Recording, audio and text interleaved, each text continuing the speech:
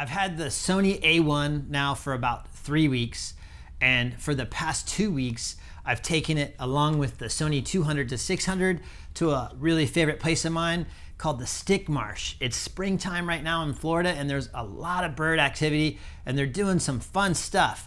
So everything that you see in this video from this point going forward was shot with the Sony A1 and the 200 to 600. All of the stills and all of the video that you're gonna see. So I have a lot of people ask me, how this camera performs. Well, I'm about to show you. Come on, let's go.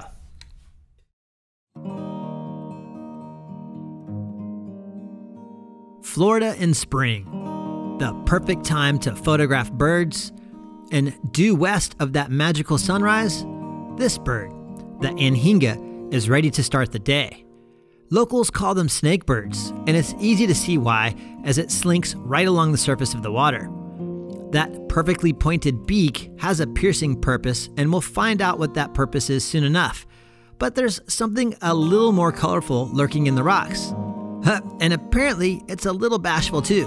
But that's okay, because our anhinga has already wrangled up some breakfast. Now we know what that pointy beak is for. Anhingas will spear their prey underwater, bring them to the surface, and then they'll try and flip the fish off their beak and catch it in midair just like that. Back over at the rocks, and our spoonbill is still being a little bashful, and that's just fine because our anhinga has speared yet another fish. And this one is skewered onto its bottom beak really good.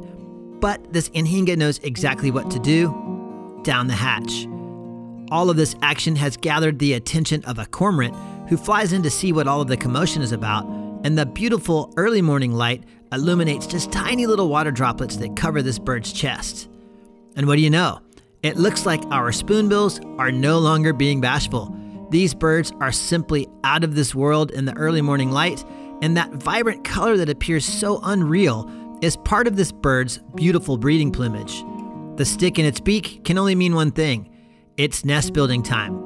Let's see if we can capture some shots of these beauties in flight. What a breathtaking specimen of a bird. These birds were almost hunted to extinction back in the early 1900s. People killed them and pulled their feathers and used them to decorate their hats. Thankfully, that was stopped quickly. Catching them in flight in early morning light is awesome, but their landings are incredible, even when it's one of the lighter colored ones like this one. Not only is the lighting pretty much perfect for these birds, but it also makes the background colors really pop. When they come in for a landing, you get all of these amazing wing positions too. And where there is one spoonbill, there will almost always be another, and this one is an adult and full breeding plumage. Again, it's kind of hard to believe just how colorful these birds are. At the right time of year and in the right light, these birds transform into living works of art where no level of color saturation is spared. And just like the lighter colored spoonie, this adult and full breeding plumage gives me plenty of great opportunities to capture some breathtaking wing positions. Once one of these birds lands and starts finding nesting material, a few more always follow, and it isn't unusual to get shots of them with their eyes shut like this one. And if you're lucky, you can grab a shot or two where the shadow of the head is cast right onto their wings. Landing shots are awesome, but so are takeoffs. And this bird is in the perfect place for liftoff. And once again, that early morning light really makes the entire scene shine with amazing, vibrant colors. Spectacular birds and the perfect environment for photography. Let's check in on our efficient hunting anhinga. And it looks like she has managed to spear another fish. And this one goes down pretty easy. It looks like our cormorant was successful as well. It has managed to wrangle up a huge needlefish, which is very interesting because this is freshwater and this species of fish is usually found in saltwater. The Atlantic Ocean is about 15 miles to the east, so that fish did some serious traveling. And just like the anhinga, this cormorant caught the fish underwater, but has to eat the fish out of water, which makes for a very interesting struggle. How in the world is that bird going to swallow this fish? Let's come back to this bird a little later because a few of the spoonbills have decided to fly right towards me. And who could pass up an opportunity to photograph these birds when they are coming in right at you? Talk about perfect shooting conditions. This is about as good as it gets for spoonbills. Not only do you have the amazing early morning light shining in on these beautiful birds, but the sky was a clear blue, and it gets reflected on the surface of the water, making for some out-of-this-world images. And shooting 30 frames per second really opens the door to new possibilities. It gives you the ability to pick the images that look best to you, not only from an exposure standpoint, but also from a composition standpoint as well. I'm only showcasing the images that have the exact wing positions I find the most appealing. And when a spoonbill completely unfurls its massive wingspan like this, you have to capture it for the whole world to see. Let's see if our anhinga is still fishing. Well, of course this bird has another fish. The only thing that seems to outmatch its, skill is its hunger. That one isn't getting away. It looks like our cormorant has bitten off more than it can chew. It needs to take a few lessons from the anhinga. I'm not sure this bird is going to be able to eat that fish. Let's check back on our spoonies. They're still flying in, but this one has decided to land in the grass. The added color of the grass and the tiny wildflowers just add to the whole scene, giving it a different color palette. And of course, you have this bright pink bird landing right in the middle. Incredible. Our anhinga is back at it, and this time it seems to be having a little trouble unspearing its catch. Is that even a word? Unspearing? Well, I guess it is now. I think you know this bird isn't going to let anything go to waste, and its catch swims right down its throat. Whoa. Our spoonbills are still at it, and this one came in so close I could feel the breeze from its wings as it came in for a landing. These birds sure are busy. They are all coming into this area of land in search of nesting materials. So hopefully we will have some spoonbills flying with sticks in a bit. But let's check back with our cormorant and see how it's doing.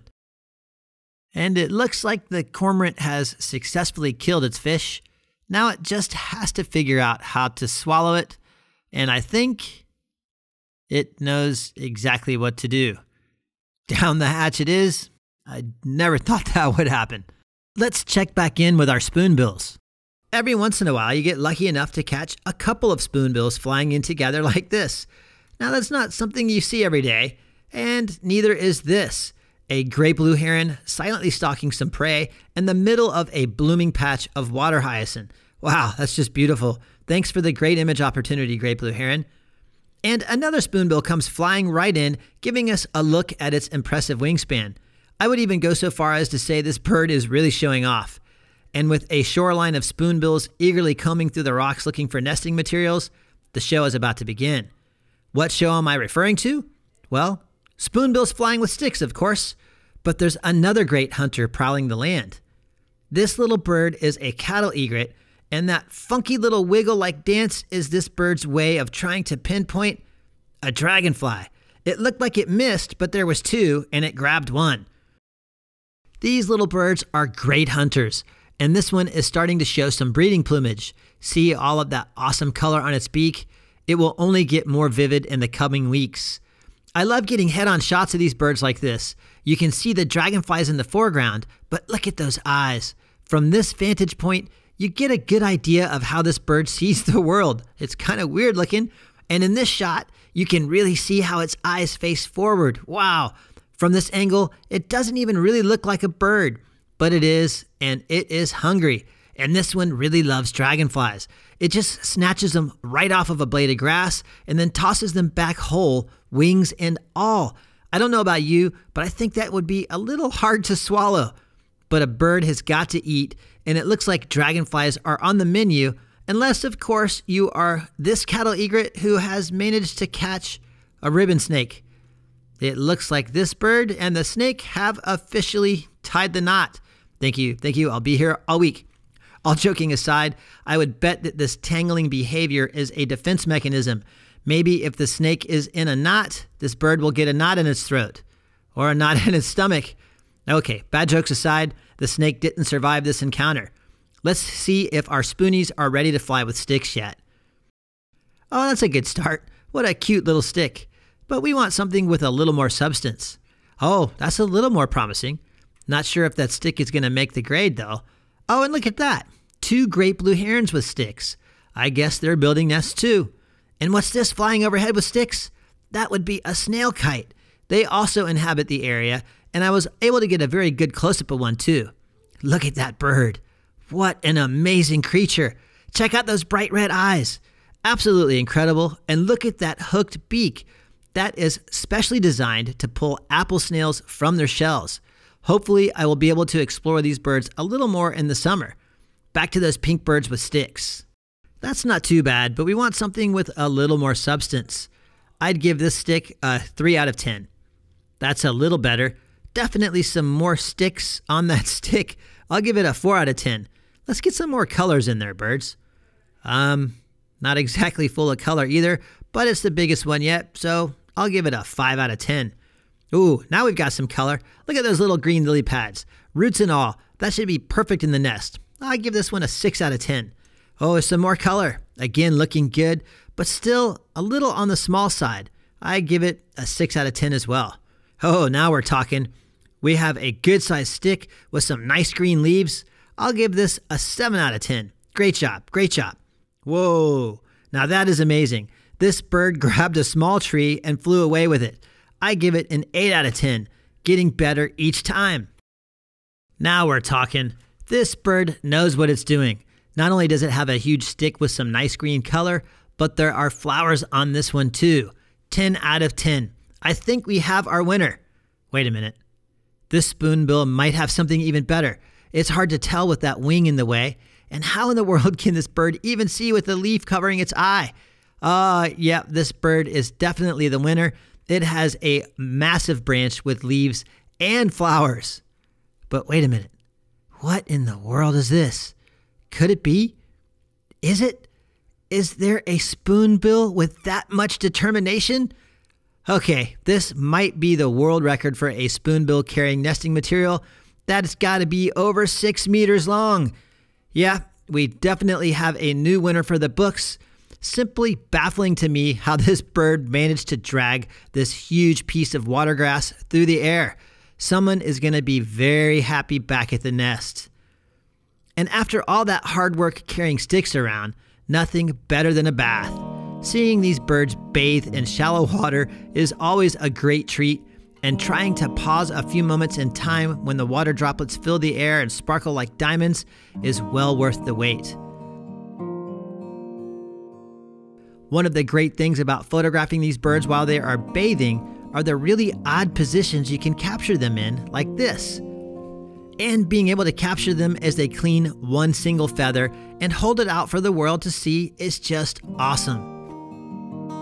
You can also capture them with their wings fully outstretched while they face to the left, and sometimes they're nice enough to rotate and give you a glimpse of the other side too, but I prefer the head-on shots you can capture like these.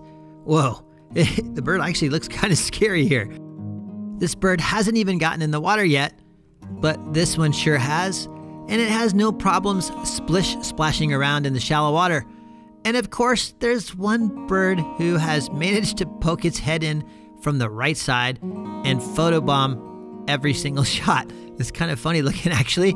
And as soon as I turn my camera on that bird, it jumps in the air and it gives me this nice exit shot, but it left. I guess it didn't want to be in the public eye after all. What an amazing experience and one of the coolest places in Florida. Springtime in Florida is always amazing, and that location is just spectacular. There's all kinds of birds doing all kinds of stuff, and I hold a workshop there. If you would like to join me on that workshop and take pictures like that, sign up here or down there. It's a lot of fun, and a lot of happy people have been there and actually got a lot of really good shots. Let me know what you thought of the video in the comments below, as always. And if you have any questions about the A1 and the 200 to 600, leave them in the comments below. Maybe I can make a video that answers just all of those questions. If you want to know what I think of this camera and this lens together, and the 600 f4, of course, because I have that as well, I'll make a follow-up video where I just kind of discuss everything that I like about this camera and what I don't like about it. So if you're not subscribed, go ahead and do that. That video will be coming up in a few days. By the time you see this, it might already be live, so go look for that. This is part 1. Part 2 will be coming up soon. If you thought this was in any way helpful or enjoyable to you, please share this video because that's always helpful to me. And until next time, I'll see you later.